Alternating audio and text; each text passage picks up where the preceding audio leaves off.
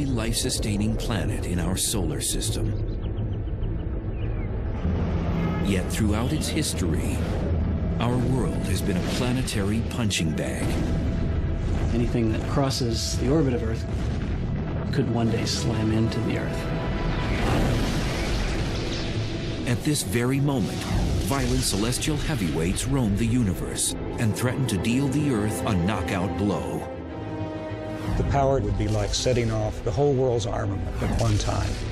It would be like standing next to Hiroshima all over the world. Everything in us would get ripped apart, and your body would fly off to infinity. But some scientists and former astronauts are not willing to go down without a fight. They're racing to track down these cosmic killers before they trigger Armageddon.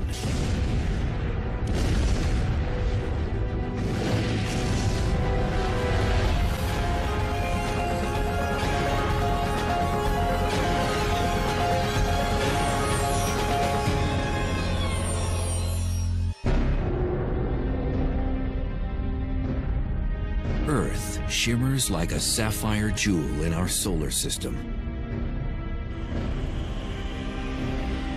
We go about our days unaware that in the far reaches of space, trouble could be headed our way.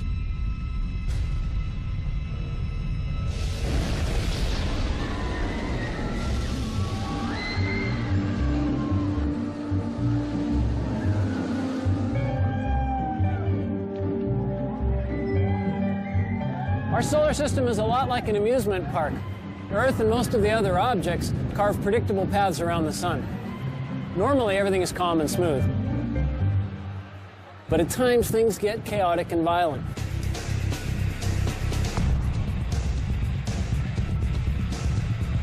Earth can be slammed by space rocks, zapped by deadly space weather, jolted, jostled, and threatened by the object's energy and forces of the cosmos. The Earth is on a cosmic thrill ride, one that often involves extreme danger. When you're moving fast and on a predetermined path, you hope nothing crosses it because there's nothing you can do. Nicaraguan border goes right down along. Former astronaut Rusty Schweikert knows firsthand how dangerous celestial objects can be. In 1969, he piloted the lunar module during the Apollo 9 mission. Now, Schweikert is ready for more than a cruise through the cosmos. He's sounding alarms about the dangers of one particular asteroid named Apophis, which got too close for comfort in 2004.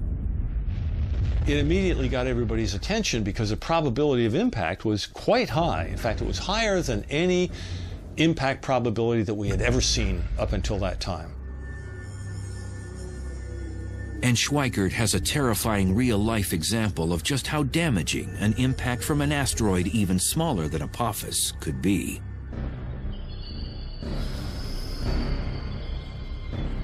June 30th, 1908, 7:15 a.m.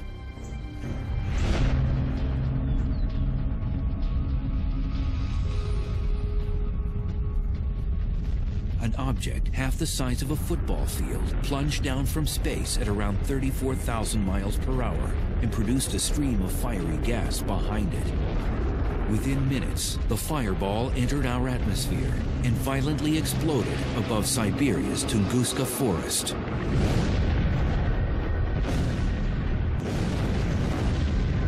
It became the largest explosion on Earth in modern human history. The blast sparked heat waves, which torched 80 million trees in an area over half the size of Rhode Island.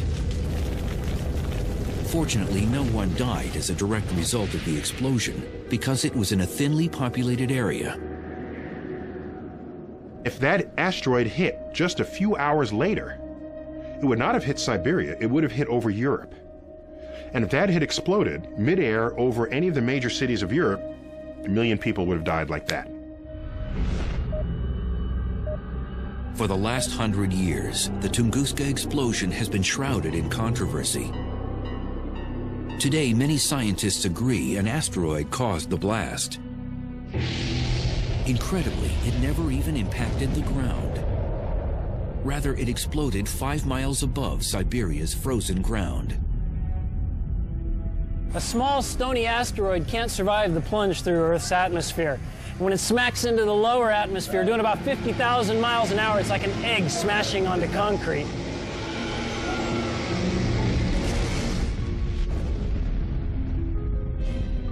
The blast over Siberia released energy equivalent to 15 megatons of TNT, 1,000 times greater than Hiroshima. If this were to happen over a large city, it would annihilate it.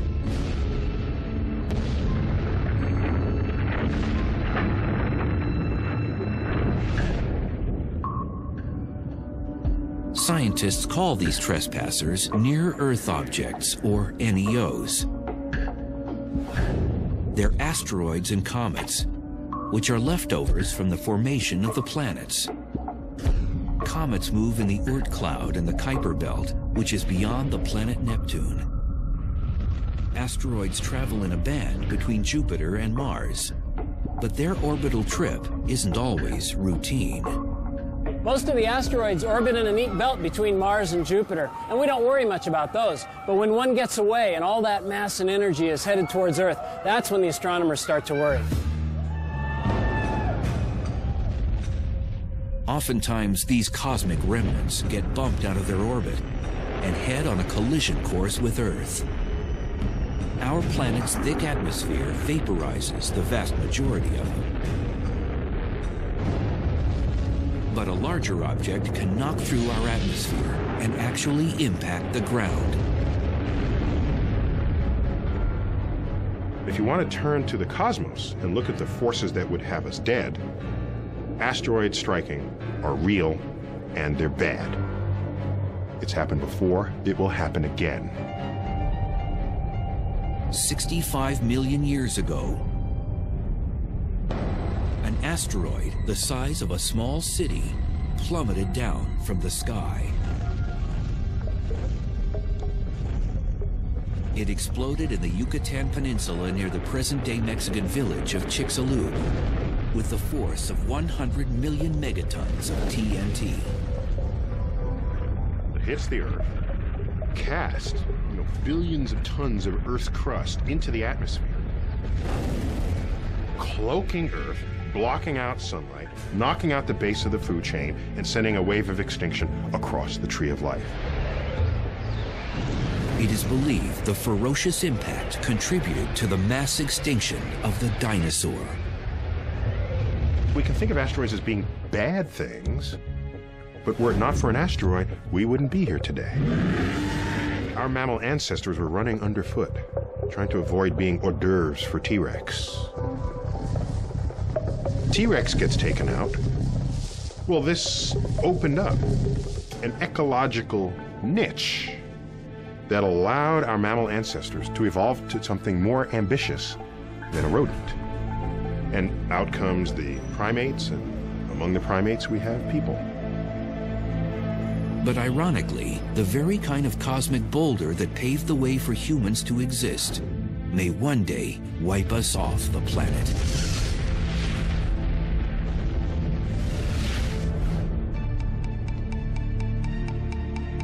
In 1998, Congress urged NASA to detect all the near-Earth objects over a half-mile in diameter or more. And what they found was unsettling. Over 850 NEOs in our vicinity. These asteroids are our closest and most dangerous neighbors in the solar system.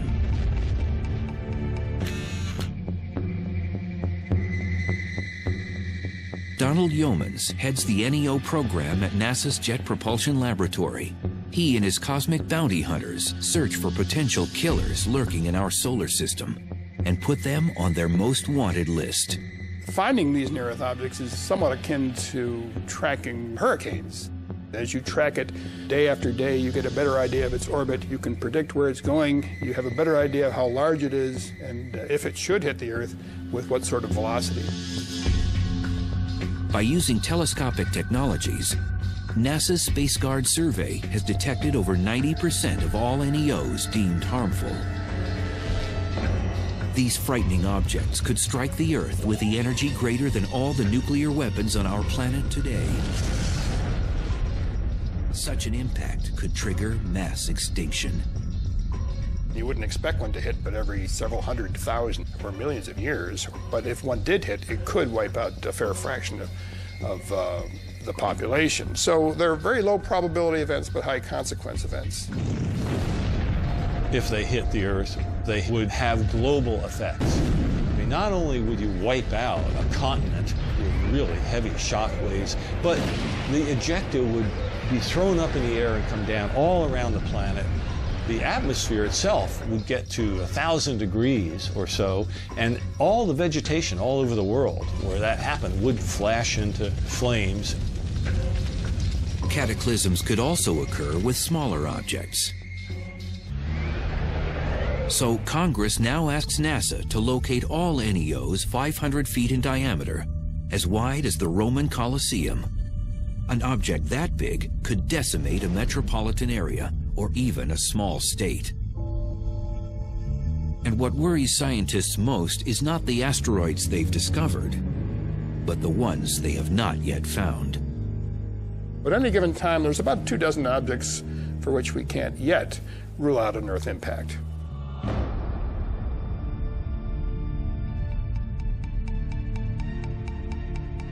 Former astronaut Schweikert has taken the threat of NEOs one step further. He's appeared before Congress to request a special government agency be responsible for protecting the public from space rocks. Today, we have the technology to stop near-Earth objects from impacting the Earth for the rest of history. I mean, we can literally now begin to reshape the local solar system so that our survival is enhanced. The question is, will we, or will we go the way of the dinosaurs?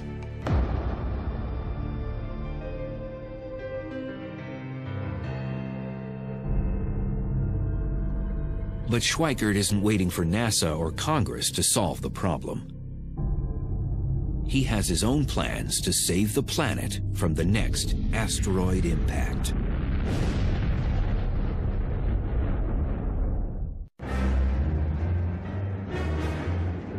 It's hard to believe the Earth has survived over 4.5 billion years, because since its infancy, the planet has taken a beating.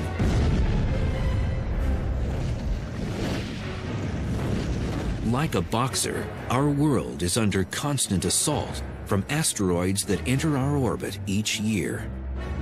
But in the future, Earth could be knocked out. Former Apollo 9 astronaut Rusty Schweikert refuses to be bullied by asteroids.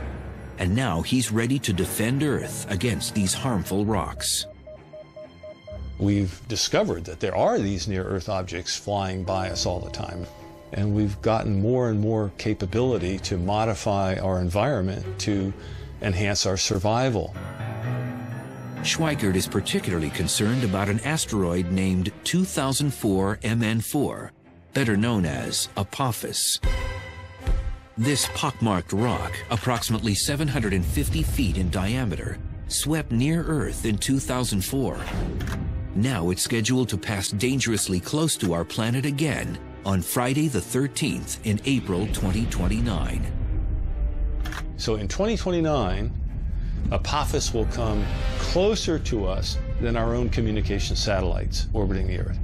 It will be so close that people who are in the right place will be able to see Apophis go by the Earth with your naked eye.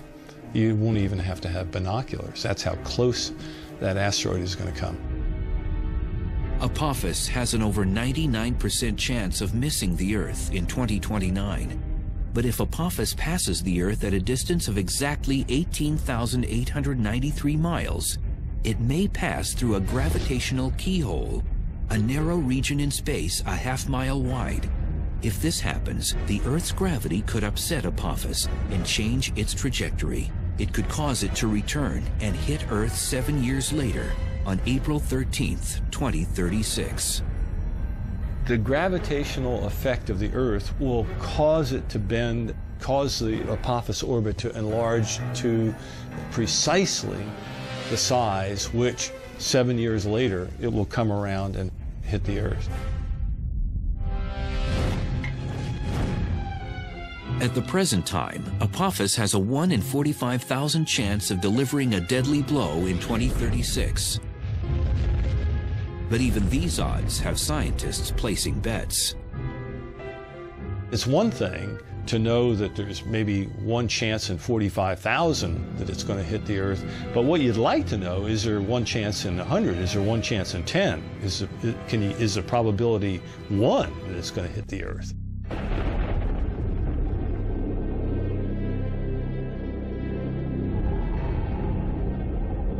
Schweikert believes we must regard Apophis as we would any natural disaster. He's even mapped out where Apophis might strike. You have the date of the impact, the time of the impact, the orbital inclination, and you can make a map. And what that map shows is what I have called a path of risk that goes all the way across the planet. And I look at this and I see a high probability of impact and I say, whoa, where might it hit?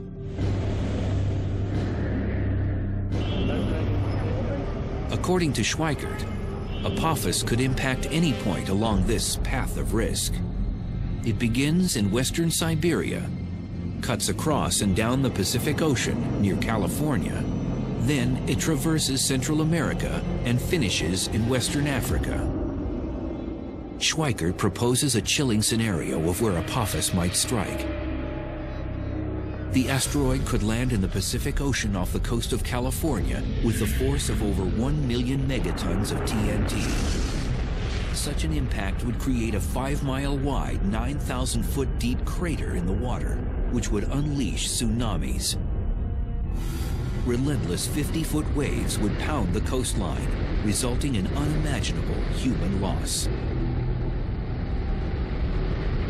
An asteroid that's 1,000 feet in diameter, having it hit in the ocean is not a good deal. Hundreds of billions of dollars of damage from something like that. Scientists are presently working on technologies to preempt such a cosmic strike. One idea involves blowing up an asteroid. But some feel this could compound the problem, sending several chunks of the asteroid in our direction instead of just one. Consequently, Schweikert's new mission is to change the orbit of asteroids that could impact Earth. What you want to do is basically change the asteroid's orbit very, very slightly. You change its velocity by a 10,000th of a mile per hour so that it will miss the Earth instead of hitting it. Rusty's colleagues have drafted conceptual designs of spacecraft that could deflect asteroids, particularly Apophis. One would tow harmful asteroids away from Earth, but instead of lassoing the rock like a bull in a rodeo, the tractor will hover in front of it and use gravity as a tow line. If you park in front of an asteroid for a long enough period of time and you stay close enough to it but not touching it, you're going to increase its velocity. Or if you park behind it while it's moving along, you're going to slow it down very slightly. We can change the orbit of an asteroid if we know about it far enough ahead of time. Although a space probe has landed on an asteroid in the past, the most challenging idea is launching a manned mission.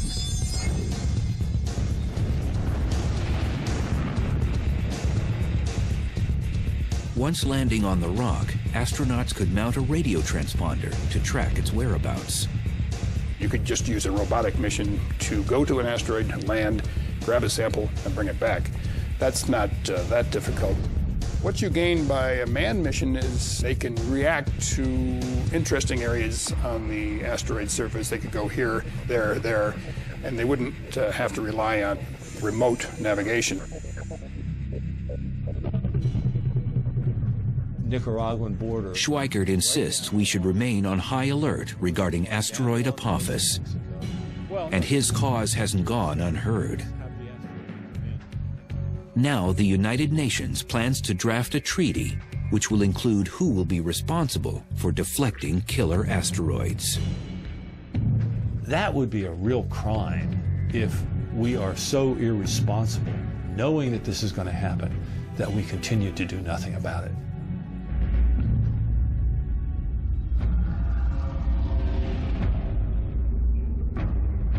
But asteroids and comets are not the only deep space threats. Earth has had its ups, and Earth has had its downs. We never know what's going to be around the next corner, and a lot of it is bad. In far-off galaxies, galactic invaders are at work, itching to end life on the planet as we know it. 3 times daily, a strange flash pulsates across our sky. It's hundreds of times more powerful than the world's total nuclear armament, but it's not man-made. And if one happens close enough to Earth, it could end life on our planet.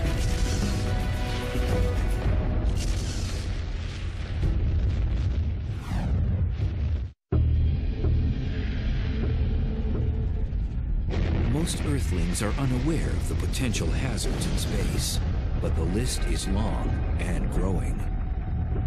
Imagine this. Within our own galaxy, the Milky Way, a massive star explodes, sending a lethal burst of energy rocketing toward our planet. This is a gamma-ray burst, the biggest explosion to rock the universe since the Big Bang. In the cities and countryside below, there's no warning of what's about to happen. And then, it strikes. It would be equivalent to standing 1 mile away from Hiroshima, any place on the Earth. The potent radiation cooks the upper atmosphere. Our ozone layer roasts. Across the hemisphere, human beings burn to death from radiation 100 times the fatal dose. The disappearing ozone layer causes increased temperatures around the world, triggering cyclones, tsunamis, and hurricanes. Most life on the surfaces of land and water incinerates. This may seem like science fiction, but it could happen if a gamma-ray burst hit Earth from 100 light-years away. Gamma-ray bursts are the brightest explosions in the universe. Because they're so far away and yet still so brilliant, they must involve an enormous amount of power. As much energy as the sun will emit in its entire 10 billion year lifetime.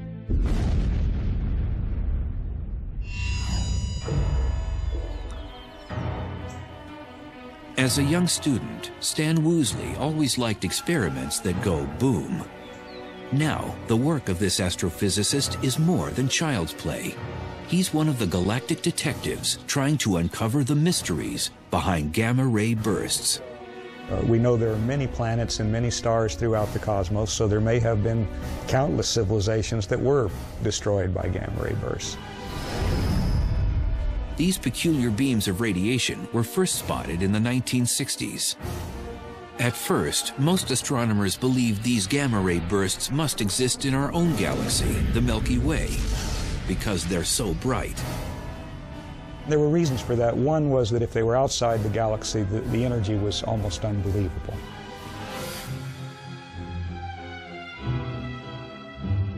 But at the time, even the most powerful telescopes couldn't determine their location and distance, because the bursts lasted for a few seconds, then disappeared. But then astronomers wondered, what about their afterglow? Cosmic explosions typically leave behind some luminous residue that sometimes lasts for days or weeks. In the late 1990s, satellites used upgraded optics and X-ray detectors to finally capture a gamma-ray burst's afterglow. It became clear that gamma-ray bursts actually were cosmological, coming from very far outside of our galaxy, from millions and billions of light years away. And that meant their energy had to truly be astronomical. To get some idea of how incredibly bright a gamma-ray burst is, you could represent the brightness of our sun by this relatively dim LED, and we could represent the brightness of the gamma-ray burst by the very, very intense searchlight that's behind me. Isn't that incredibly bright? Unfortunately, with this comparison, the searchlight is not nearly bright enough to represent fully the gamma-ray burst, and in fact, we would need 100 billion such searchlights to have an adequate comparison. The gamma-ray burst is equivalent to the brightness of 1,000,000 trillion suns. These massive bursts could decimate Earth. But what causes them? We are quite convinced that the common gamma-ray burst comes from the death of a massive star, at least 10 times the mass of the Sun. And such stars are quite rare, by the way. Woosley masterminded a groundbreaking model of how gamma-ray bursts may be created. When an extremely massive star dies, it collapses into a black hole. Black holes are created when a collection of matter collapses to such a high density that light itself cannot escape. But Woosley proposes that some of the star resists getting sucked into the center of the black hole. As a result, a high-speed spinning disk of matter forms around it. Within seconds, jets of plasma shoot out from its rotational poles.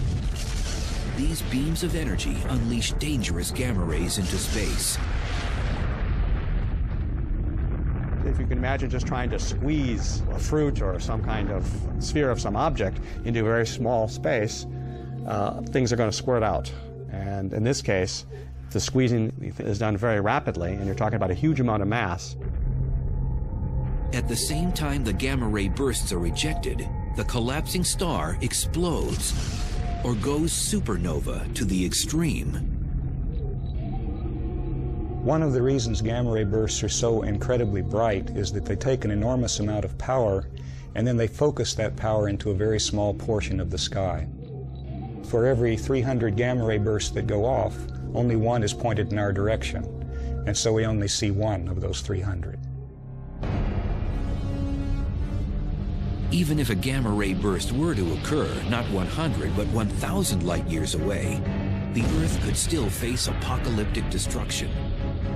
If a gamma-ray burst happened within 1,000 light years of the Earth, then it would be approximately 500 times brighter than the Sun and emitting gamma rays. The energy delivered to the Earth's upper atmosphere would be like 100,000 megatons of nuclear explosions.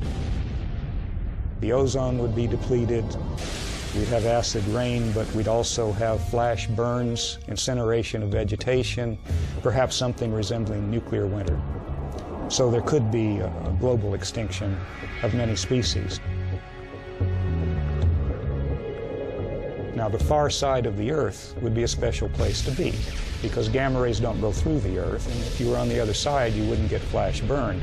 But the effects of depleting the ozone and changing the composition of the atmosphere would eventually come to the other side, and there the effects are unknown. Statistically, this ghastly scenario has a 1% chance of happening once in the Earth's entire lifetime. But even these odds aren't reassuring if you're living on the planet at that very moment. If you're caught in the beam, that's a bad day for you. If one of these happens in your galaxy and that beam is coming your way, go hide in a cave, because this is very high energy radiation. It's the kind of energy that will decompose your molecules, and you just don't want to be around when that's happening.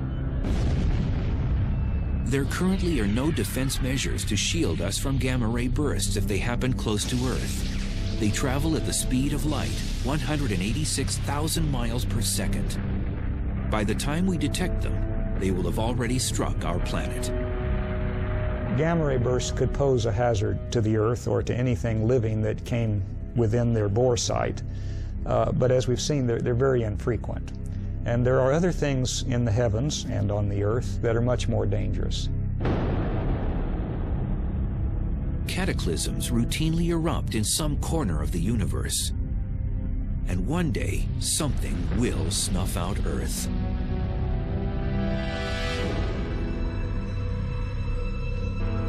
Most of the time, our ride around the sun is gentle and uneventful like this Ferris wheel. And as long as nothing gets in our way, we could go on like this for millions of years. But sooner or later, we know that this smooth ride will come to an end. We just don't know when. Sadly, our planet's ultimate demise will probably come from the very thing that provides us life.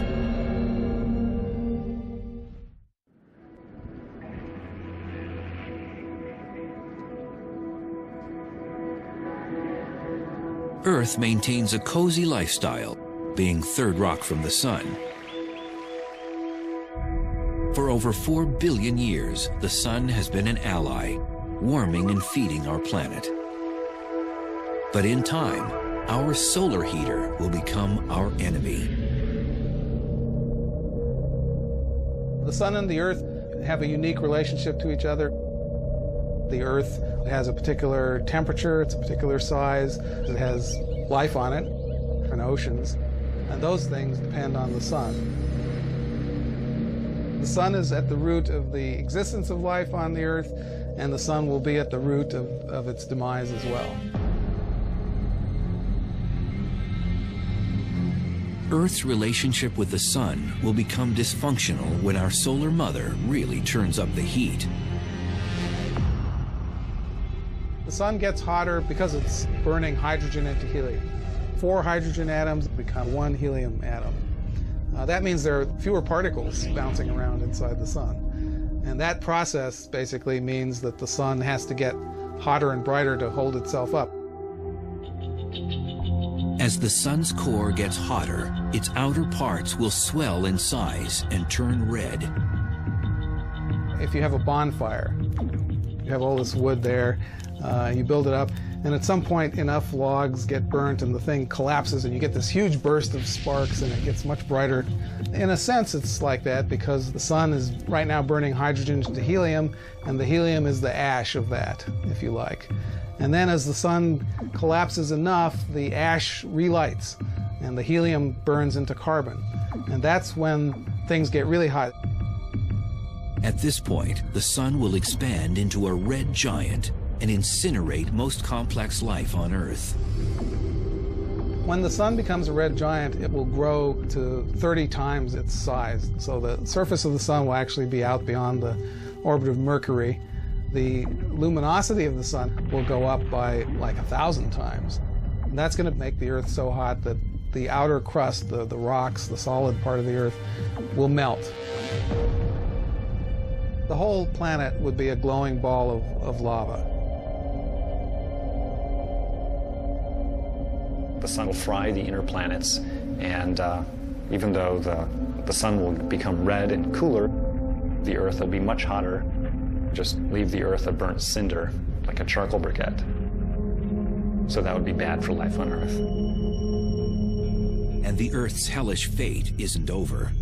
As a red giant, the sun will fluctuate in size before collapsing into a white dwarf. The sun that was huge suddenly becomes the sun that's very small and extremely dense. It's only about the size of the Earth, sitting down there at the center of our solar system, very much fainter than it used to be, and then everything cools off. And then that object is no longer generating energy either, so it begins to cool as well. So the final fate of the solar system will be to cool off and freeze. Humans will probably have relocated to another planet or become extinct before the sun turns Earth into a snowball. However, the sun may dry up our world much sooner.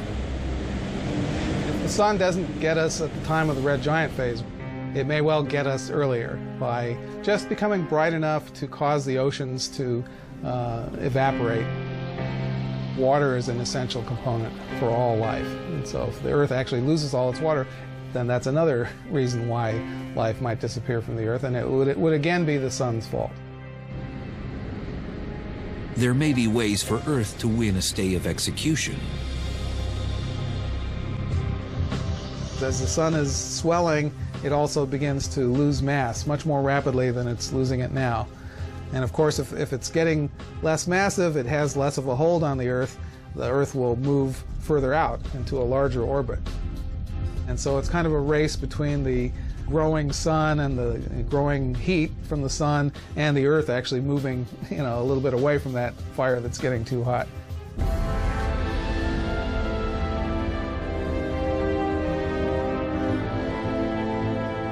If our planet somehow manages to avoid getting fried or frozen by the sun, its future remains increasingly bleak.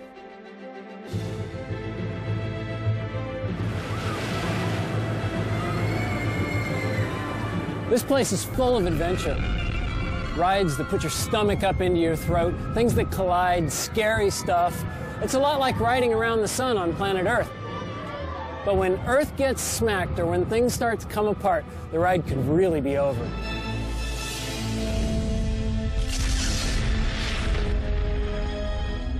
I don't know what that means for the universe to end, because I like time. I live in it. So it's hard to imagine time ending. Today, scientists contemplate our inevitable fate. In the distant future, the Earth and the entire universe may face the ultimate cosmic monster.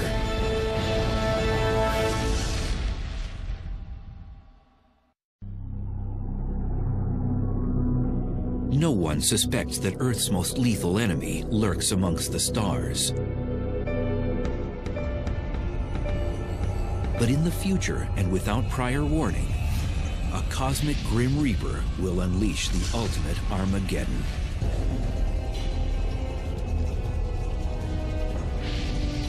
The dark villain will stretch apart the universe. Galaxies themselves will split apart.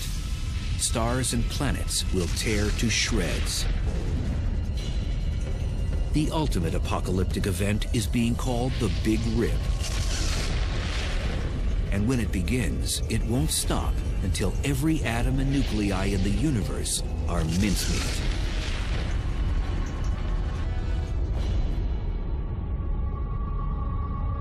The Big Rip, it really is the end of the universe. It's not like we're the last ones at the party wondering what's going on and we can go do something else.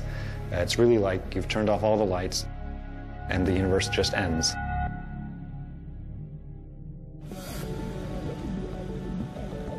Innovative physicists Robert Caldwell and Mark Kamiankowski proposed the notion of the Big Rip, a grim hypothesis about the final fate of the universe. We used to think that the universe, which is currently expanding, could reach a point of maximum expansion. The Big Rip is the idea that the expansion will not only continue and accelerate, but rip everything apart as it does so. Caldwell and Kamiankowski calculated that the universe is expanding at an alarming and increasing pace, and that something is sucking everything outward like a vacuum. Acting like a galactic vice squad, these young scientists hunt for the cosmic killer. They believe a mysterious phenomenon called dark energy may be the culprit. Figuring out what dark energy is probably the #1 goal of cosmologists today. Dark energy is dark, so you can't see it. We can feel what it is. We feel it through its effects on the gravitational behavior of the universe. There could be some dark energy in this room, under the chair. It's only when you look at its properties on really big cosmological length scales, billions of light years across, that you start to see the cumulative effects of the dark energy. It causes things to be pushed farther away from each other and contributes to the expansion of the universe in a quickening pace. Edwin Hubble, whom the Hubble telescope is named after, first discovered the universe is expanding back in the 1920s. But it wasn't until 1998 when a crack team of scientists measured that this expansion is moving like a runaway train. A nice analogy is to imagine that the universe, our three-dimensional space, is like the surface of a rubber balloon that I'm blowing up. Okay, I'm going to blow up the balloon as a demonstration of the effects of the expansion of the universe.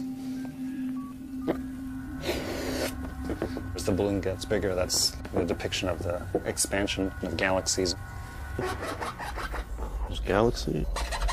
Another one. Where's our galaxy? Okay. We live there. Okay, that's our home. As the universe expands, every other galaxy gets farther away from us.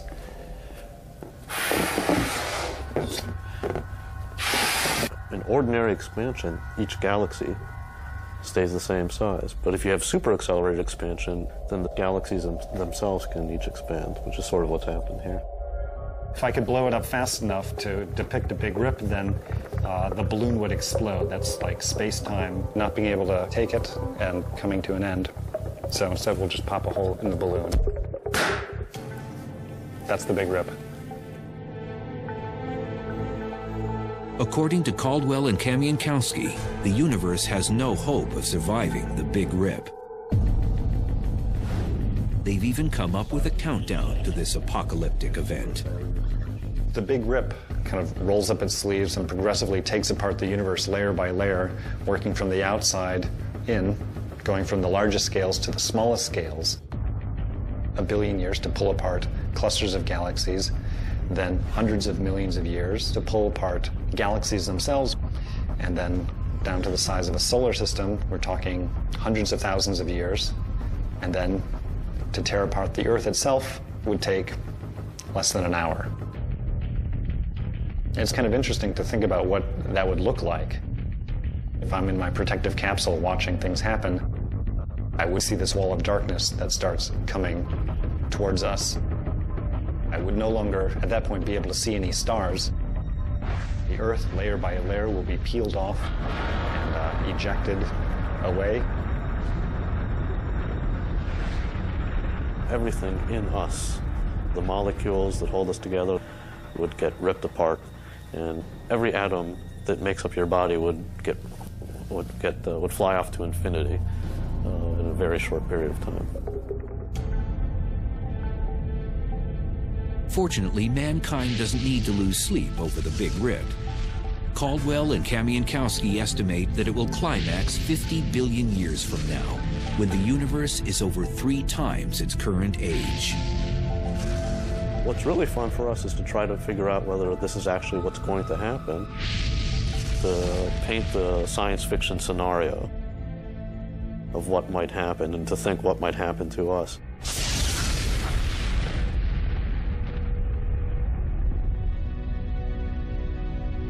Deep space threats are real. Some could harm us tomorrow, others in the far future.